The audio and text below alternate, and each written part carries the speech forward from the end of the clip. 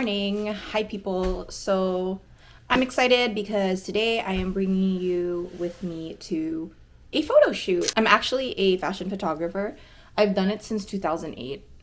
I know, I'm old. I've shot at New York Fashion Week, a lot of editorials, I've been in some magazines. This is something that I used to do full time. I'm trying to get back into it this year, so I thought it would be fun to kind of like show you guys what it looks like to go on a simple portrait photo shoot and then possibly kind of show you some tips and tricks along the way. Our location is going to be the James Turrell Skyspace. It's called like the Three Gems or something, and honestly, she is a gem. It's super cute, it's free. You're going to Golden Gate Park and checking out the De Young Museum or the Academy of Sciences. It's literally right next to the De Young Museum. So I will see you guys there shortly. I'm just gonna pack up my equipment first.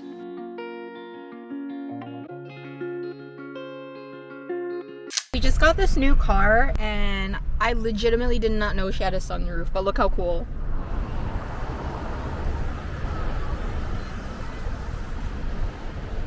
It's clearly one of my favorite things right now. Okay, so we're walking over. I have my coffee in hand. It's like an espresso tumbler. It's like no spill. Although, you know, this girl, I put the straw in wrong, so she spilled. Golden Gate Park is actually supposedly bigger than Central Park in New York. It's huge. And there's some fun stuff here like bison. There's a lake where you can rent a boat, go rowing out on the lake. It's really pretty, and it's one of the reasons why I was so happy to move to San Francisco about 10-15 years ago. I don't know if you can hear this, but look, there are birds chirping. For a non-nature girly, this is like the best kind of nature experience for me. Without me getting down and dirty, I can experience birds chirping. Oh my god, you guys, look how cute that dog is. Wing. It's so cute.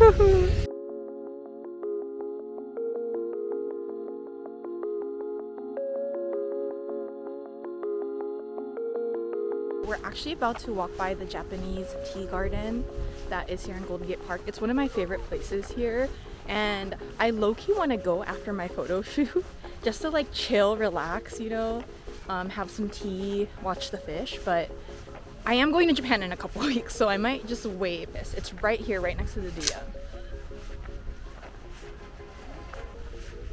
It's really pretty in there. I highly recommend if you have a free day in the city and you just want to do something chill, that's a place to go.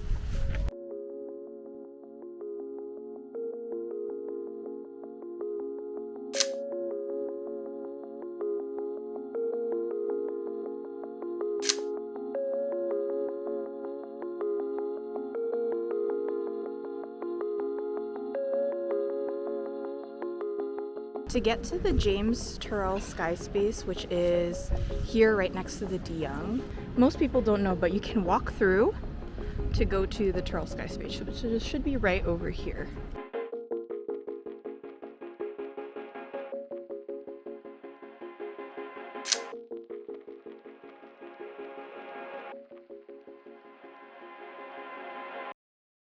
I realize I should have brought a jacket.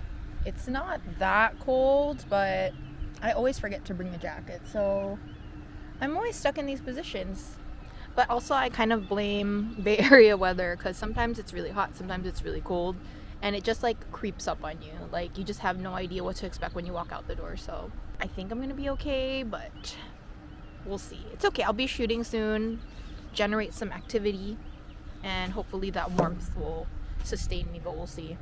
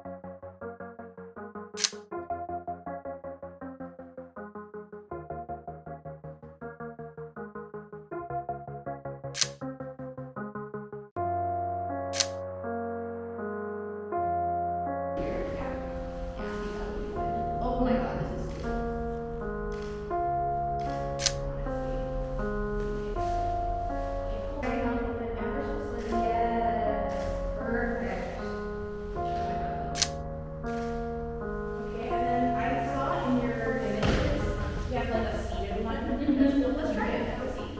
It's like cool and loose and yeah. Yes. Oh my god.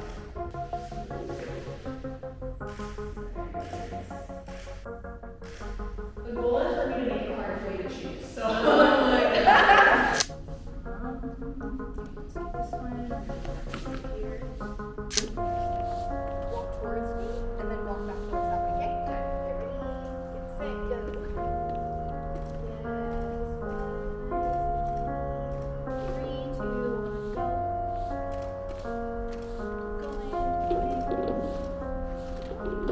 Get ready. Get set. Go. Yes, that's nice. Yes, very nice. Beautiful. Okay, you got it, girl. Thank you so much. I just got out of the photo shoot. I had a blast actually chatting with Ronnie. She is a styling student. Dude, it was just so nice to talk to someone creative again. And I felt just like I just realized like how much of a yapper I am when it comes to photography or fashion. I feel like I just want to share so much knowledge. It made me really think, like, before we opened the store and before the pandemic happened, I was interviewing with this amazing art school and they wanted to hire me as like a photographer instructor or like a teacher, a professor. And I remember being super excited about that because I was like, I think I actually have a passion for teaching and for sharing tips with people. Yeah, I don't know, you guys. I kind of feel this weird affinity towards it, and I think I might look into it because I just like teaching.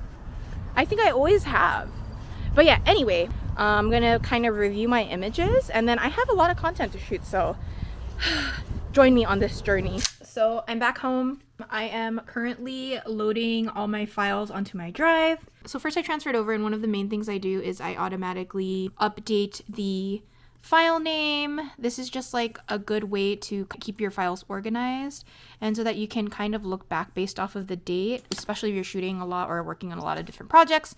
This is kind of the best file management system that I have personally learned. Okay, so our client's name is Ronnie and we shot her at the 3 gems. I further sort it into another folder for these .cr2 images, which mean they are raw, and then I call the folder raw, right?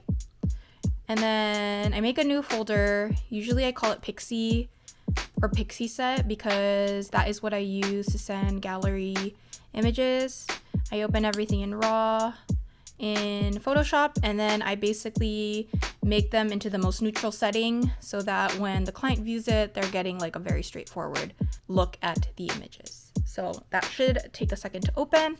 I will show you what that looks like very shortly.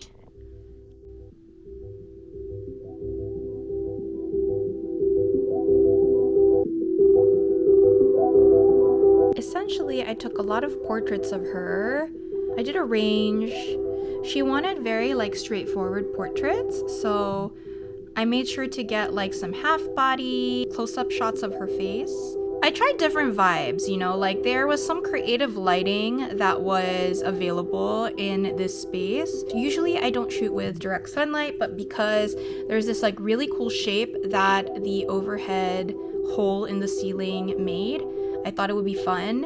And honestly, it works really well. I mean, usually shadows are really harsh on the face, but because she's wearing a hat, it kind of works because it kind of blocks off some of the intensity. It's always good too to get like these in-between photos of your subject kind of just having a good time. It was really easy to work with Ronnie. I think she was just such a cool girl, and because of that, the images that I was able to capture were just like very her, very organic. This is what I would gravitate towards, honestly. I would find a space with open shade to just get very nice, even soft lighting on your subject. And open shade essentially means that you have the subject completely in the shade of wherever space that they're in. Like no direct sunlight at all. Oh, I adore these. Oh my god, she's so cute. Oh yes, that's right. She did have a second look. She was telling me that her ball cap or her red glasses are the iconic thing about her. So initially when I started shooting here, as you can see, the quality of light on her face was really pretty, but because she's wearing something super reflective, we're getting those intense reflections, which aren't as appealing to look at. So I basically had her make a minor change, which was flip around. And by flipping around, we removed that reflection because the sun is not directly on her, and we still get this nice, beautiful, soft light. So I think overall she has some really good options to use. I think they're really like youthful, fresh. But yeah. Also, let's talk about like where I'm placing her. Most of the time for portraits, you want to put your subject directly in the center. As you can see, I am doing that. However, as a photographer, I've also learned that it's good to kind of have some negative space around you. Yeah, because there's like a psychology to shooting. If you're shooting someone from a lower angle, it gives them like some kind of confidence, authority. Like that's kind of the mood that you're getting from the image. If you shoot someone from above, it's usually like making them more like, it's more intimate, or it's more like almost like they're more precious, like softer, sensitive kind of shot. So I thought to give her some, you know, like power, authority, confidence, we would shoot her from a little bit at a lower angle for some of the shots. We were able to do that here. Honestly, I really think that the ones that worked out the best were inside the actual skyspace area. It felt the most like her and her personality. Also based off of her inspiration images that she gave, where it was just a cool, relaxed, casual pose, making the subject look very calm, very collected, very in control. And I think we were really able to hit the nail on the head with that with a lot of these shots. So it'll be interesting to see what she actually chooses, but honestly, she was a really fun subject and I think she's gonna love these. So let's see what she ends up with. Thank you so much for coming with me on my photo shoot today. Hopefully I'll be able to get more footage of future photo shoots, but yeah, it is such a fun part of my life that I'm really excited to get back into. I hope I can get like behind the scenes of different types of shoots, you know, some that are more editorial, some product shoots, things like that, so I can give you guys more tips and tricks that way. But yeah, I hope you were able to learn something today. I love teaching people, like I mentioned earlier. So yeah, what did we learn? We learned about quality of light. We learned a little bit about composition. We learned about how to make your subject comfortable in posing, especially if they aren't, you know, professional models. We've learned a little bit about file management, and organizing your files will help you in the long run when you're looking back at the different work that you've done and you're trying to find something. Yeah, I had a lot of fun today, and I will see you on my next adventure, whatever she may be. Bye.